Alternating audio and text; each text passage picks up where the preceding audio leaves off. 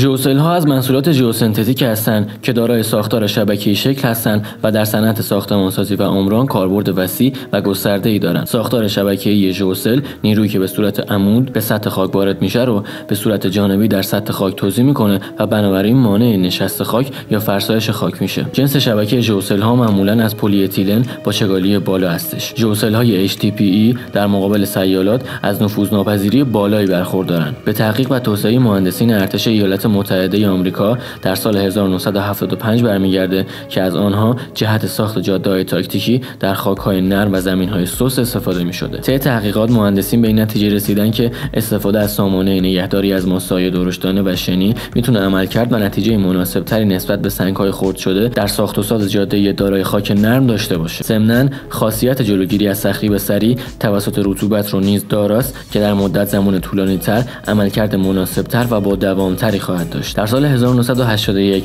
مهندسین با بهبود طرح قبلی و استفاده از مواد اولیه جدید مانند ورق‌های آلومینیومی شکافدار و دیگر مصالح مانند لوله‌های پلاستیکی آزمایش کردند و امروز از ژئوسل‌ها نوارهای 50 تا 200 میلیمتری ساخته میشه که از جنس پلیمر هستند و دوام و طول عمر بالایی دارند و علاوه بر سبکی در برابر فشار نیز مقاومت قابل توجهی دارند. اولین کارخانه تولید کننده این محصول در سیستم غیر نظامی کمپانی پریستو بوده که به وسیله مواد پلی اتیلنی با چگالی بالا، نوع HDPE که سبک وزن، نسبتاً قوی و با هزینه مناسب هستش برای کاربردهای همچون نگهداری و کنترل شیب‌ها و پشتیبانی از بار در ایالات متحده آمریکا و کانادا در اوایل دهه 80 میلادی استفاده کردند. از شبکه ژئوسل‌ها برای رسیدن به اهدافی به شرح زیر استفاده می‌کنند: کنترل فرسایش خاک، تقویت زیرساخت‌ها در جاده و راه‌آهن، محافظت از کانال‌ها و دیوارهای نگهدارنده. در صورتی که شبکه‌ها با خاک مناسب پر بشن، امکان رشد گیاه وجود داره. به صورت خلاصه می‌تونیم کاربردهای ژئوسل رو این چنین عنوان کنیم: جایگزین برخی پروژه‌های ژئوگریدی، تثبیت شیروانی‌ها در معادن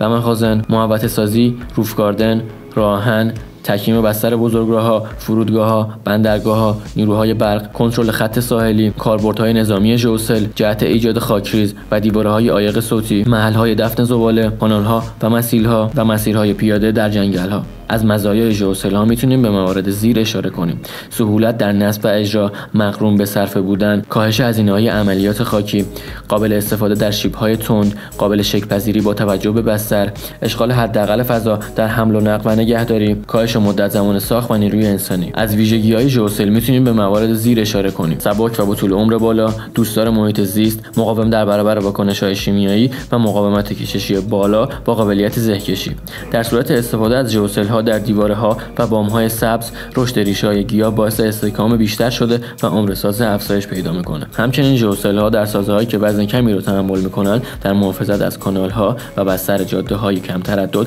عملکرد خوبی رو از خودش نشون میده. اما استفاده از این مواد تحت بارهای سنگین مانند زیرساخت جاده‌های پرتردد باعث کاهش عمر سازه و تغییر شکل سلول‌ها میشه. ژئوسل‌ها نسبت به سایر مواد دیگه نصب سریعتری دارن و این کار باعث هزینه کم و بدون پیچیدگی و مشکلات فنی هستش و به طور کلی میتونیم نکات مربوط به نصب ژئوسل‌ها رو به شرح زیر بیان کنیم: پاکسازی بستر، رفع پستی بلندی‌های زمین به منظور یکپارچه سازی نسبی بستر اجرای ژئوسل‌ها، پهن کردن ژئوتکستایل‌ها و پس از آن شبکه ژئوسل، نصب پین‌های موقت به لبه‌های هر سلول، ثابت کردن لبه‌های پین شده در حد اکثر حالت کشش و ریختن مواد پرکننده داخل سلول‌ها و ثابت کردن مواد با ابزار نظیر بیل و لودر.